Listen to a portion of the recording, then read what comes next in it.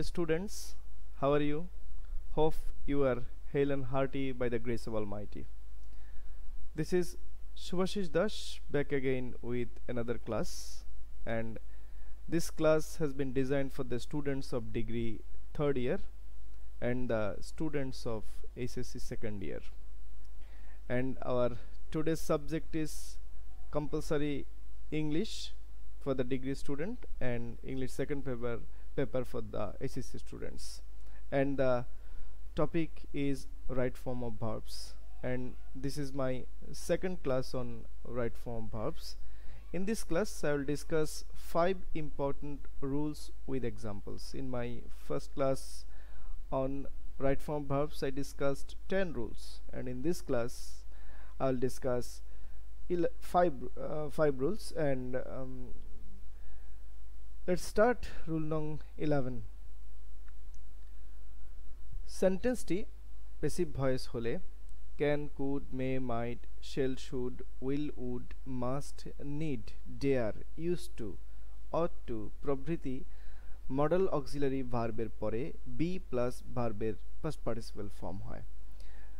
অর্থাৎ আমরা যখন দেখব সেন্টেন্সটি প্যাসিভ, অর্থাৎ সেন্টেন্সটি অবজেক্ট দিয়ে শুরু হয়েছে এবং এরপর একটি মডেল অক্সিলারি দেয়া আছে, যেমন can, could, may, might, shall, should, এগুলো যে কোনো একটি মডেল অক্সিলারি দেয়া আছে। তাহলে সেই ক্ষেত্রে আমাদেরকে বি যুক্ত করতে হবে এবং অ্যাজ ইউজুয়াল প্যাসিভ মানেই মূল ভার্বটির পাস্ট পার্টিসিপল ফর্ম হবে। আমরা এখানে উদাহরণ দেখতে পাচ্ছি, the work can do immediately, এই কাজটা ইমিডিয়েটলি অর্থাৎ তৎক্ষণাৎই করা যায়। তো সেই ক্ষেত্রে কে করবে, এখানে সাবজেক্ট দেয়া নেই, এটি প্যাসিভ সেন্টেন্স, তাহলে ক্যান থাকার কারণে অ্যান্সার হবে be done.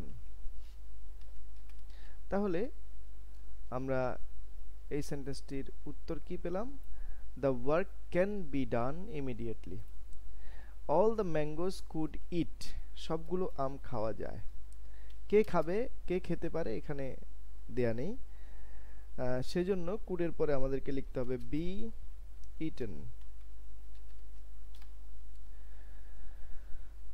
Your duty must perform very soon, তোমার কাজটি শীঘ্রই অবশ্যই করা উচিত। সো মাস্ট আছে, মাস্ট আমরা জানি মডেল অক্সিলারি, সেই কারণে আমাদেরকে লিখতে হবে বি, তারপরে ভার্বের past participle form performed. It can not deny, এটাকে এড়িয়ে যাওয়া যায় না। সো কে এড়িয়ে যেতে পারে না সেটা দেয়া নেই, সো যেহেতু ক্যান নট আছে এরপরে বি দিতে হবে, তারপরে ডিনাইড লিখতে হবে, ওয়াই থাকার কারণে শেষে আইইডি লিখতে হবে। The English book will buy tomorrow, আগামীকাল ইংরেজি বই কেনা হবে। কে কিনবে সেটা দেয়া নেই, অবজেক্ট দেয়া আছে শুরুতে, প্যাসিভ হবে, তাইলে উইলের পরে প্যাসিভ হলে আমরা জানি বি বসবে, আমাদেরকে লিখতে হবে বি, তারপরে brought by bought, BOUGHT, be bot.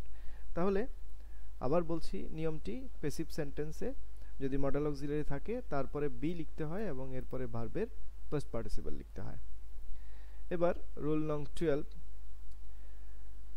Late, had rather, had better, would better, do not, doesn't, needn't, didn't, did never ইত্যাদির পরে ভার্বের প্রেজেন্ট ফর্ম বসবে।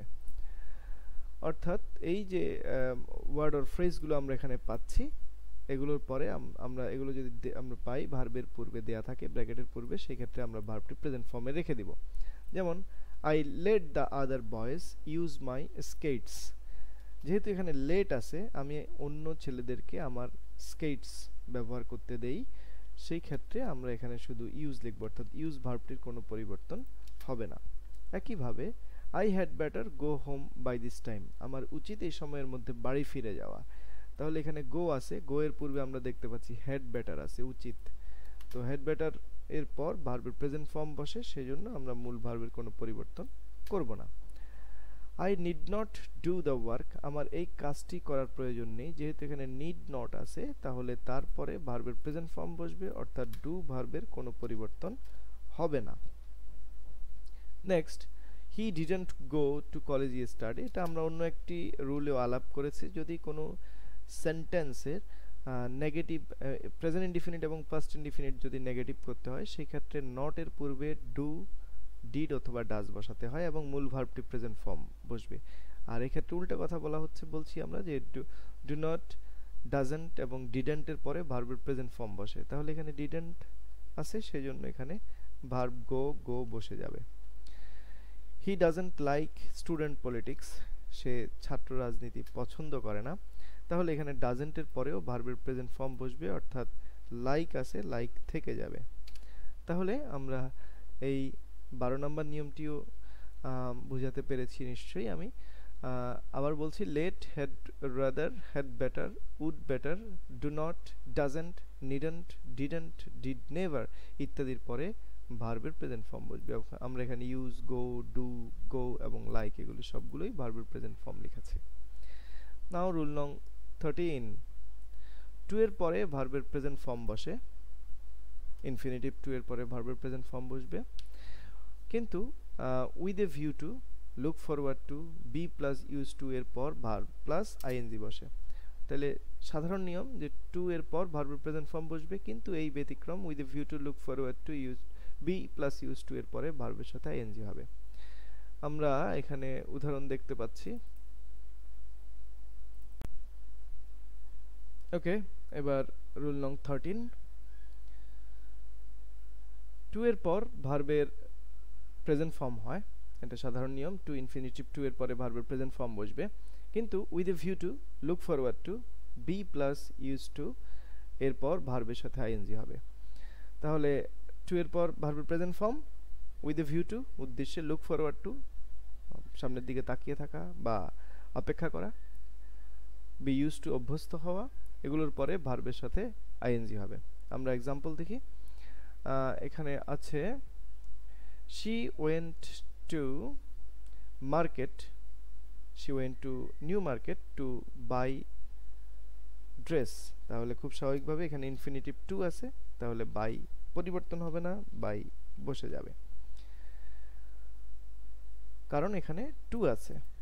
দেন we have come here to see his ailing mother, আমরা এখানে এসেছি তার অসুস্থ মাকে দেখতে, তাও এখানে টু আছে, টু থাকার কারণে আমরা এখানে সি পরিবর্তন করতে পারবো না, সি বসে যাবে।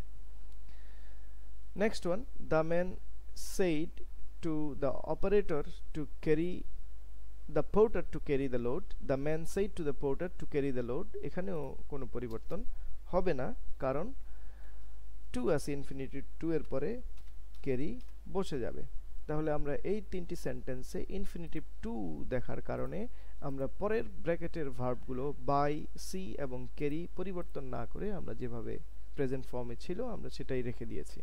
কিন্তু এক্সাম্পল ডি এবং ই একটু ব্যতিক্রম। এখানে কি লিখেছে, she went to market with a view to buy a book, এখানে কিন্তু টু নেই, এখানে আছে উইথ এ ভিউ টু। আমরা জানি উইথ এ ভিউ টু অর্থ উদ্দেশ্যে বা জন্যে, সে মার্কেটে গিয়েছিল বই কেনার জন্যে, তো এই ক্ষেত্রে উইথ এ ভিউ টু থাকার কারণে এখানে অ্যান্সার হবে buying, B U Y I N G, buying. একইভাবে I look forward to hear from you, I look forward to এরপর হবে হিয়ারিং ফ্রম ইউ। তাহলে আমরা এই দুইটা ব্যতিক্রম আমরা বুঝতে পারলাম।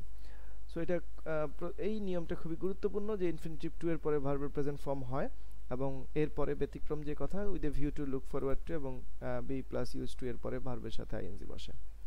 এবার রুল নং 14, রুল নং 14 এ রয়েছে যে by, in, of, for, from, with, without, before, after প্রভৃতি প্রিপোজিশনের পরে ভার্বের সাথে আইএনজি যুক্ত হয়। আসলে আমি বলবো টু ব্যতীত অন্য যে সকল প্রিপোজিশনগুলো রয়েছে, টু ব্যতীত অন্য সকল প্রিপোজিশনের পরে ভার্বের সাথে আইএনজি যুক্ত হয়। আর এখানে গ্রস সেন্সে তো এগুলো দেয়াই আছে। So by, in, of, for, from, with, without, before, আফটারের পর এই প্রিপোজিশনগুলোর পরে ভার্বের সাথে আইএনজি যুক্ত হয়। তো I do not believe in overload my stomach, আমি আমার উদর পূর্তিতে বিশ্বাসী নয়, অর্থাৎ খুব বেশি খেয়ে পেট ভরায় ফেলবো এতে আমরা বিশ্বাসী নয়। তাইলে উত্তর হবে ওভারলোডিং, আইএনজি যুক্ত হবে, কারণ এখানে কি আছে, এখানে ইন আছে ভার্বের পূর্বে। I had never thought of go there, আমি সেখানে যাওয়ার কথা কখনো ভাবিনি, তাইলে এখানে বসবে গোয়িং, কারণ এখানে অফ আছে, অফের পরে যদি ভার্ব থাকে সেক্ষেত্রে আইএনজি যুক্ত হবে।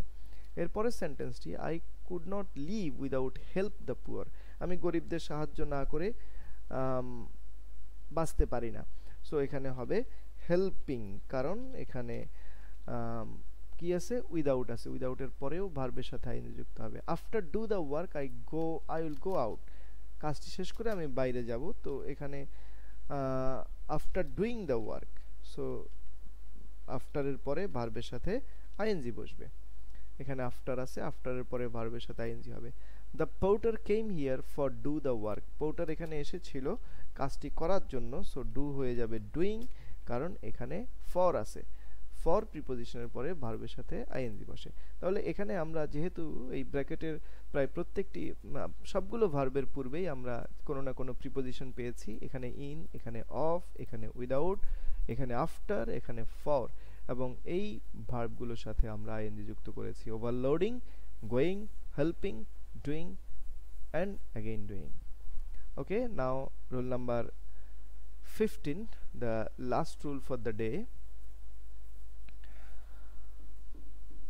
Rule 15, mind, would you mind, ought, past, cannot help, couldn't help এর পরে ভার্বের সাথে আইএনজি যুক্ত হয়।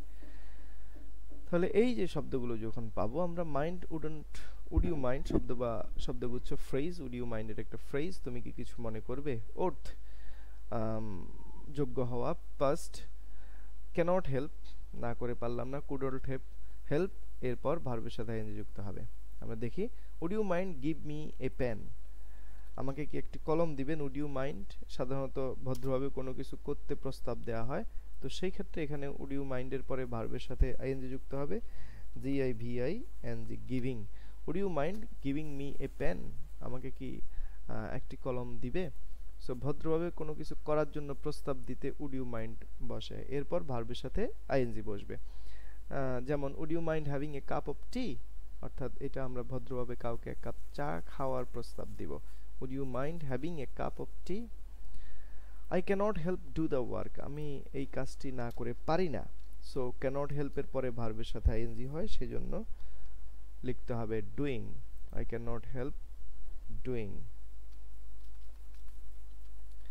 Next, he couldn't help helping the poor, couldn't help helping the poor, আবার কুডন্ট হেল্পের পরেও ভার্বের সাথে আইএনজি, এটা সে গরিবদের সাহায্য না করে পারেনি, তাহলে হবে হেল্পিং, ভার্বের সাথে। She never mind having ice cream, say ice cream খেতে কখনোই কিছু মনে করে না, অর্থাৎ তাকে আইসক্রিম অফার করলেই সে খায়, সেজন্য ভার্বের সাথে আইএনজি, মাইন্ডের পরে ভার্বের সাথে আইএনজি।